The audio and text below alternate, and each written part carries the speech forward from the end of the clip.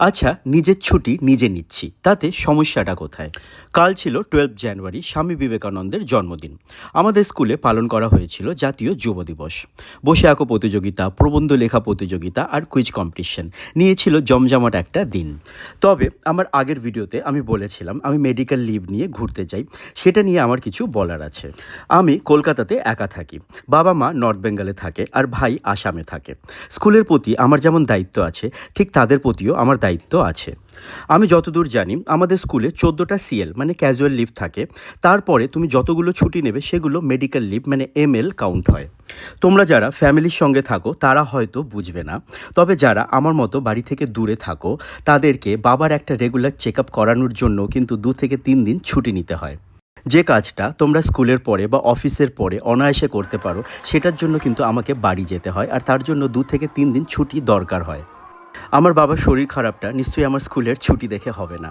আর 14টা CL শেষ হয়ে যাওয়ার পরে আমাকে মেডিকেল নিতেই হয়। কি অদ্ভুত না? আজ যদি আমি ম্যারিড হতাম বা যদি আমার ফ্যামিলি থাকতো, আমার ছেলে বা মেয়ের স্কুলের ফাংশন অ্যাটেন্ড করার জন্য আমি ছুটি নিতাম, তখন কোনো কথা হতো না।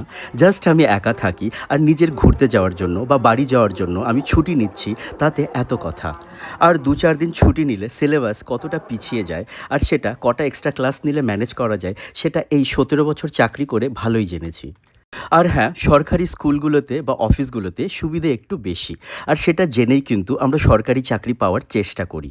আর যখন পাই না তখন আঙুর ফল টক। বাহ, জানি বর্তমানে পশ্চিমবঙ্গে সরকারি চাকরির অবস্থা খারাপ, কিন্তু তার জন্য আমরা কর্মরত শিক্ষক শিক্ষিকারা কি কোনোভাবে দায়ী? কারা দায়ী সেটা কিন্তু আমরা সবাই জানি। টাকা কারা দিল তাদের ধরা হলো, আর যারা টাকা নিল কই তাদের লিস্ট কোথায়? সবসময় আমাদের শিক্ষক শিক্ষিকাদের কেন টার্গেট করা হয়? বাকস্বাধীনতা আছে বলেই কি স্থানকাল পাত্র বিবেচনা না করেই কথা বলবো? এটা কোন ধরনের শিক্ষা? বরং যেখানে বলা উচিত সেখানে বলুন, তাতে দেশ আর দশ দুজনেরই ভালো হবে। জানি আজ ভিডিওটা হয়তো অনেকের ভালো লাগবে না, কিন্তু আমার আগের ভিডিওর কমেন্টগুলো ভালো লাগেনি। আমার পাওনা ছুটি আমি নিয়েছি, সেটা নিয়ে এত কথা হবে কেন? ঠিক বললাম না ভুল বললাম জানি না, যদি কিছু ভুল বলে থাকি তোমরা আমাকে কমেন্টে জানিও।